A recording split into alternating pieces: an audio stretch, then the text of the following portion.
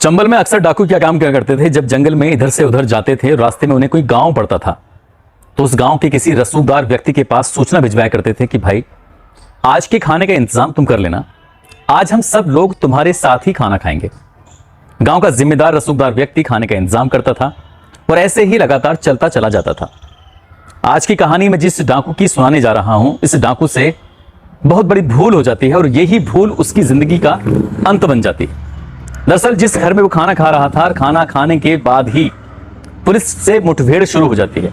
उसे लगता है कि इस घर के व्यक्ति ने ही मेरी मुखबिरी की है और इसी बात का बदला लेने के लिए उसने एक दो नहीं 6 लोगों की हत्या कर दी। और ये बात बहुत ज्यादा वायरल होती है, बहुत ज्यादा लोगों तक पहुंचती है। इस बात को लेकर लोगों में खासा उबाल पैदा हो जाता है। तब उस प्रदेश के मुख्यमंत्री ने कहा था कि इस दिवाली पर वो दीपक नहीं जलाएंगे जब तक कि उस व्यक्ति का अंत ना दिख लें। और इसके बाद फिर पुलिस शुरू हो जाती है उस व्यक्ति का अंत करने के लिए।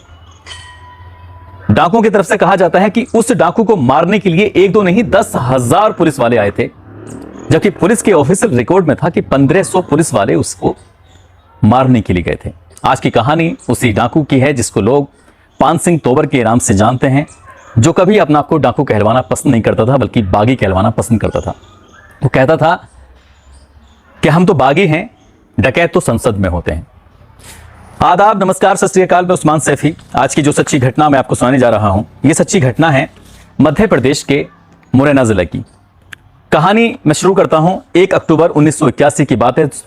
सुबह के लगभग 11 बजे के आसपास का वक्त रहा होगा। वहां के एसपी थे भिंड के विजय रमन। विजय रमन के पास एक सिपाही दौड़ता हुआ आता है और आके कहता है कि सर, एक मुखबिर है, सूचना लेके आया है, आपसे बात करना चाहता है, आपसे मिलना चाहता है।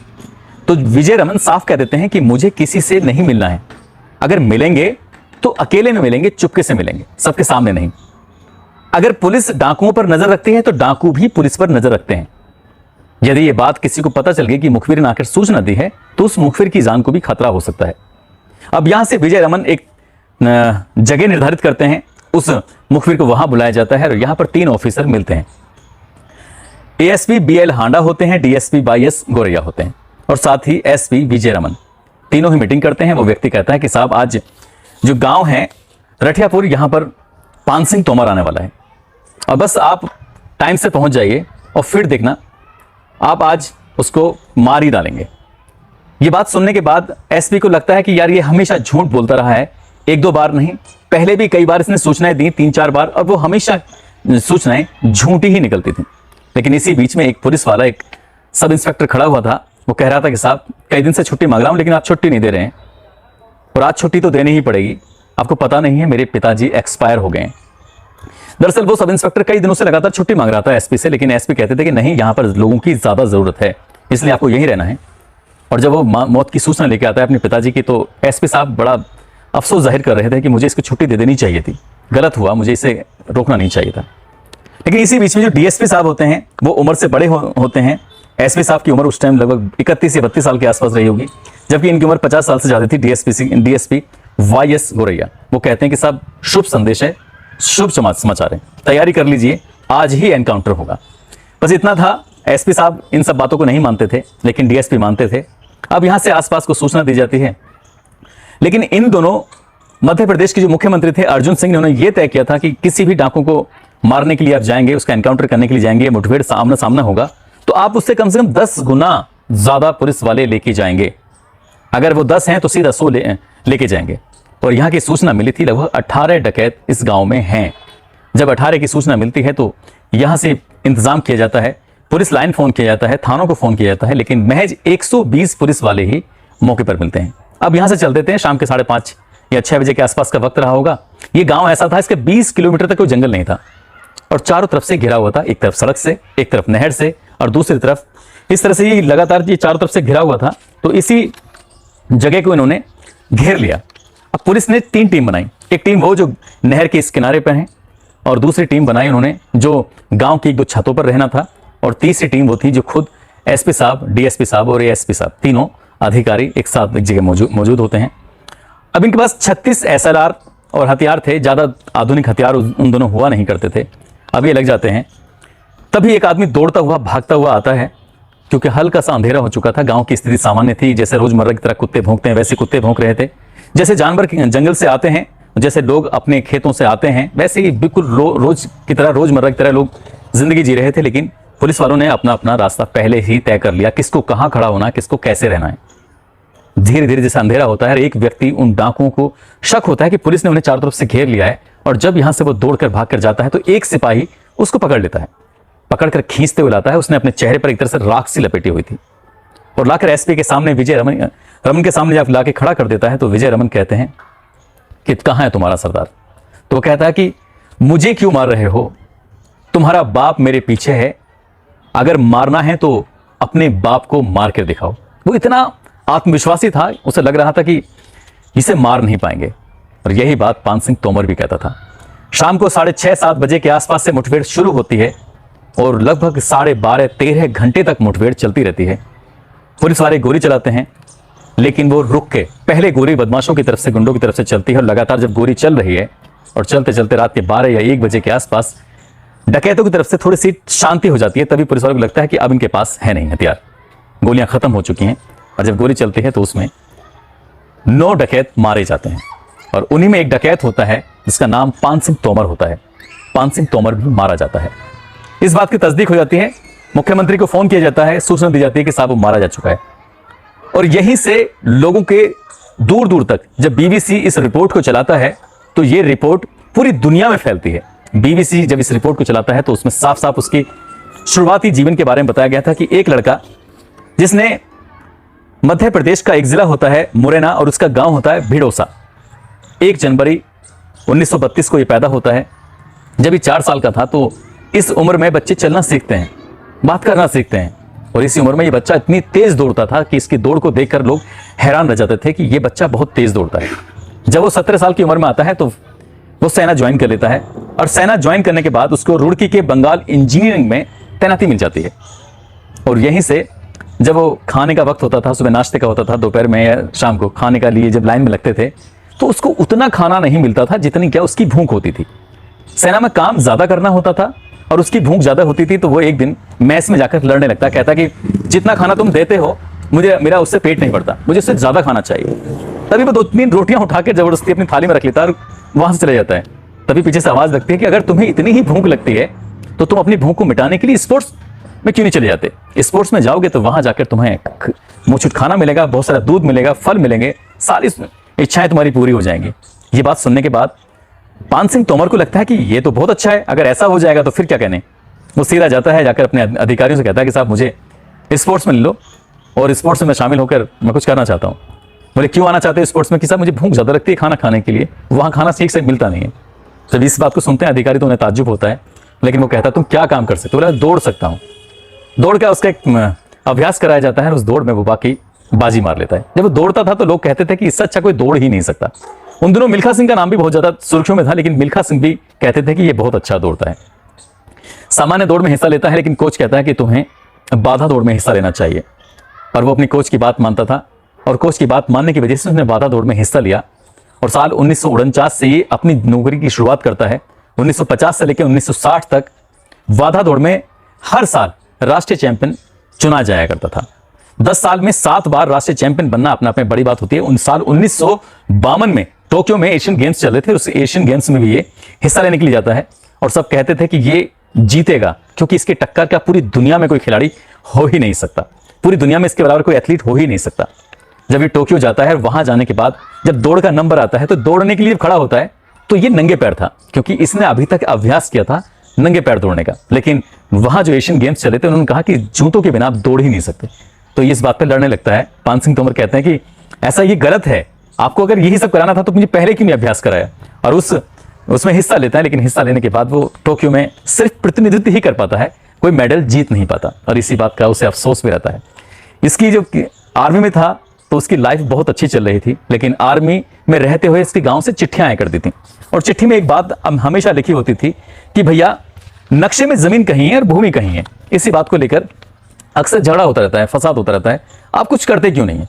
और इसी बात को देखते हुए उसका जो भाई होता है, भाई ने, क्योंकि इनके नाम 2.5 बीघा जमीन थी, 1.25 बीघे खुद के नाम, 1.25 बीघे इसके भैया के नाम। अब इस 2.5 बीघा जमीन पर उसके भैया ने मजबूरी में कर्ज ले लिया था गांव के दबंगों से। जब गांव के दबंगों से कर्जा ले लिया था तो उनसे कहा था कि भैया जब पैसे हो जाएंगे तो दे देंगे। लेकिन गांव का जो दबंग होता है बाबूलाल तोमर और उसका दोस्त उसका परिवार का होता है जनरल सिंह, इन्होंने उस पैसे के बदले में जमीन पर कब्जा कर लिया था और इसी बात को लेकर गांव में अक्सर झगड़ा होता था। और ये झगड़े की बात पहुंचती थी पान सिंह तोमर के पास फौज में। पान सिंह तोमर का अपना नाम होता था, लोग बड़ी रेस्पेक्ट करते थे और इसी वजह से जब गांव के झगड़े को देखते हुए कहता था कि मुझे अपनी मां से प्यार है, अपनी जमीन से प्यार है। इसीलिए उसने साल 1979 में अपनी नौकरी को छोड़कर, यानी कि वक्त से पहले ही रिटायरमेंट लेकर वो गांव आ जाता और गांव आने के बाद उन लोगों से बातचीत करते हैं, लेकिन बातचीत से कोई मसला हल नहीं होता। उसके बाद समाज के जिम्मेदार लोगों को एकजुट करते हैं और पंचायत आयोजित कराई जाती है और पंचायत में ये फैसला लिया जाता है कि जो 2.5 बीघा जमीन है पान सिंह तोमर उसके भैया की, इस जमीन को छुड़ाने के लिए उन्हें जो पैसे उधार लिए थे, कर्जे पे लिए थे, वो पटा दिए जाएं और उसके बाद वो जमीन ले ली जाए। लेकिन पंचायत सही फैसला देती है और पंचायत के सही फैसले को जो दबंग होता है बाबूलाल तोमर और उसका भैया जनरल सिंह मानते ही नहीं है। उसके बाद फिर इसे थोड़ी परेशानी होती है और यहाँ से फिर सीधे थाने जाते हैं और थाने जाने के बाद ये एक शिकायत दर्ज कराने की कोशिश करते हैं कि मेरी जमीन पर कब्जा कर लिया है, तो पुलिस सुनती ही नहीं है। जब पुलिस सुनती नहीं है तो इसके बाद पान सिंह तोमर, क्योंकि उन्हें राष्ट्र लेवल पर पहचाना जाता था, स्पोर्ट्स में थे और देश के लिए कई मेडल लेके आए थे, वो डीएम साहब के पास जाते हैं। कलेक्टर के पास जाने के बाद पूरा वाकया बताते हैं। कलेक्टर एक दिन तारीख निर्धारित करते हैं, कहते हैं कि मैं आऊंगा। उसके बाद बैठकर एक मीटिंग करते हैं। मीटिंग में जो फैसला होगा उसको कोशिश करेंगे मनाने की। डीएम साहब के सामने मीटिंग होती है और मीटिंग में गांव के जिम्मेदार लोग आते हैं और जो फैसला पहली पंचायत में हुआ था वही फैसला दूसरी पंचायत में भी होता है। जमीन छुड़ाने के लिए आपको जो कर्ज लिया है वो पटाना पड़ेगा और आपकी जमीन आपको वापस मिल जाएगी। पान सिंह तोमर कहते हैं कि ठीक है, आप जो कह रहे हैं मैं इसको मानने के लिए तैयार हूं। लेकिन बाबूलाल तोमर इस बात को मानने को तैयार ही नहीं थे और ना ही उसके परिवार के बाकी साथी मानने को तैयार थे और यहीं से इनकी जिंदगी का खेल बिगड़ना शुरू हो जाता है। सब कुछ ठीक चल रहा था, लेकिन एक दिन होली का त्योहार था और ये लड़का इस बात पर ज्यादा, इनके जो इन पे 2 बेटे होते हैं, उनकी पत्नी और इनकी माँ, ये परिवार होता है, बाकी जो खानदान के लोग होते हैं वो अलग थे। बड़े वाले जो बेटे ने जाकर विरोध किया होली के दिन और इसी बात पर उस लड़के को बहुत मारा गया, पीटा गया बाबूलाल तोमर की वजह से। अब यहीं से ये पान सिंह तोमर सीधा थाने जाते हैं और थाने जाने के बाद शिकायत करके आते हैं, लेकिन पुलिस वाले उनकी कोई सुनवाई कर ही नहीं रहे थे, पहले जमीन को लेकर फिर बेटे की पिटाई को लेकर। अब ये बहुत ज्यादा परेशान हो जाते हैं, फिर उच्च अधिकारियों के पास जाते हैं, उच्च अधिकारी भी इनकी कोई बात नहीं सुनते हैं। यही बात जब बाबूलाल को पता चलती है कि पान सिंह तोमर लगातार अधिकारियों के पास जाते हैं और अधिकारियों के पास जाने का ये लगातार हमारे ऊपर कार्रवाई कराने की मांग करते हैं, तब बाबूलाल तोमर को बहुत गुस्सा आता है और एक दिन तारीख तय करता है और इस बात का बदला लेने के लिए वो उनके घर पर चढ़ाई कर देता है। लेकिन इत्तेफाक की बात ये थी, ना उस दिन पान सिंह तोमर और ना ही उनके भैया, ना ही उनका भतीजा घर पे थे, बल्कि घर पे थी तो उनकी पत्नी थी, उनके 2 बेटे थे और माँ थी।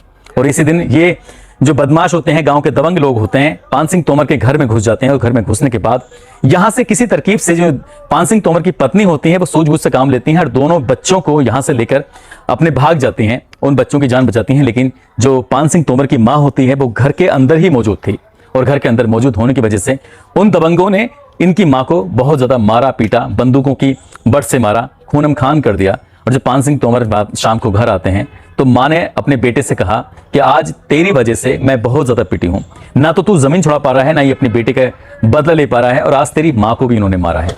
यही बात पान सिंह तोमर को चुभ जाती है। पान सिंह तोमर की माँ कहती हैं कि यदि तुझे कसम है, अगर कल का सूरज निकलने से पहले पहले तूने मेरी इस पिटाई का बदला ना लिया तो फिर तू मेरा बेटा कहलाने लायक नहीं बचेगा। पान सिंह तोमर जब ये बात सुनते हैं तो अपनी माँ की कसम खाते हैं और कहते हैं कि मैं इसका बदला जरूर लूंगा। लेकिन नियति को कौन बदल सकता है, इस पिटाई से उनकी माँ की मौत हो जाती है और इन्हें और ज्यादा तगड़ा झटका लगता है। इसी बात को देखते हुए उन्हें पान सिंह तोमर ने अपने परिवार के लोगों के साथ मिलकर एक गैंग बनाते हैं। बाबूलाल तोमर, जनरल सिंह को इनको मौत के घाट उतार देते हैं और इनका समर्थन करने के लिए आए थे हवलदार सिंह, लायक सिंह, इनको भी मार देते हैं। और जब 4 लोगों की हत्या कर देते हैं, इसके बाद ये चंबल की तरफ निकल जाते हैं और चंबल की तरफ निकलने के बाद 1 दिन 2 दिन इस तरह से घूमते घामते चले जाते हैं और ये बात पूरे इलाके में फैल जाती है कि जो भारत के लिए मेडल जीत के लाया करता था, जो कि सेना में था, आज वो व्यक्ति बागी बन गया है, डकैत बन गया है। पुलिस वाले इनका पीछा करते हैं, पकड़ने की कोशिश करते हैं। फौज के सारे नियम कानून जानते ही थे। इन्होंने बाकी लोगों को तो खैर नहीं मारा, लेकिन किसी की भी पकड़ करते थे। लगभग अपने जीवन काल में 52 से ज्यादा अपहरण करे थे, डकैती भी की थी, लूट भी की थी। लेकिन एक दिन की जिंदगी का ऐसा दिन आता है और वही इनकी जिंदगी का सबसे खराब दिन साबित होता है। दरअसल भिंड जिले का एक गांव में इन्होंने पहले ही सूचना भिजवाई थी कि आज का खाना हम तुम्हारे यहाँ पर खाएंगे, खाने का इंतजाम कर लेना।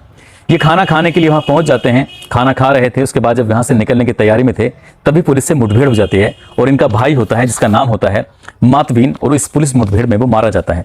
इसी बात का इन्हें पान सिंह तोमर को बहुत धक्का लगता है, झटका लगता है, और वो कसम खाते हैं कि मैं इसका बदला जरूर लूंगा। कुछ टाइम के बाद वो आते हैं और इसी गांव में हमला बोल देते हैं, इसी घर पर जहां रुके थे, जहां खाना खाया था, और वहीं 6 लोगों को वो मौत के घाट उतार देते हैं।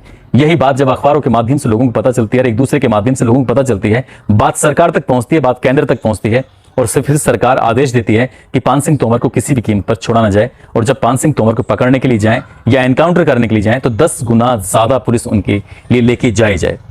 और 1 अक्टूबर 1981 को जो एसपी भिंड होते हैं, जिनका नाम विजय रमन होता है, उनको सूचना मिलती है और ये उनका एनकाउंटर कर देते हैं। और ये एनकाउंटर जब होता है तो इसके बाद साल 2012 में एक फिल्म आती है। उनकी फिल्म जब बनती है जिस पर इरफान खान ने रोल अदा किया है, उस फिल्म के आने के बाद फिर लोगों को पता चलता है कि पान सिंह तोमर नाम का भी एक डाकू रहा है जिन्होंने देश के लिए मेडल भी लेके आए। यदि पुलिस उनकी वक्त पर बात सुन लेती तो शायद पान सिंह कभी डकैत नहीं बनते। वो एक अच्छे और भले बढ़िया इंसान थे। सब ये कहते हैं उनके बारे में कि वो अच्छे मजाक किया करते थे, हंसी किया करते थे।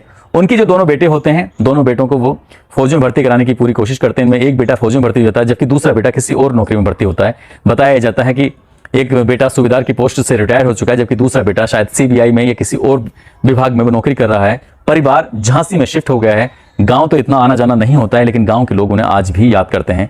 गांव के लोग जब मीडिया वालों से कहते हैं कि जो जमीनें हैं वो नक्शे में कहीं हैं और वो नपत में कहीं और मिली हैं, और शायद इसी बात को लेते हुए ही गांव में झगड़ा था।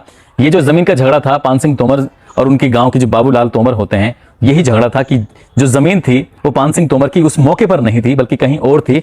लेखपाल ने या किसी ने या सरकारी तंत्र ने उस जगह को किसी गलत स्थान पर नापतोल कर दिया था, और इसी बात से उसने उस जमीन पर कब्जा छोड़ने को तैयार नहीं था। और यहीं से न जाने कितने लोगों के अपहरण होते हैं और कितने ही लोगों की हत्याएं होती हैं, और एक अच्छा खासा इंसान डकैत बन जाता है। दोस्तों, इस पूरे घटनाक्रम को सुनाने का उद्देश्य किसी को परेशान करना नहीं है, किसी का दिल दुखाना नहीं है, बल्कि आपको जागरूक करना है, आपको सचेत करना है। आप जहां भी रहें अपना ख्याल रखें, सुरक्षित रहें। जय हिंद, जय भारत।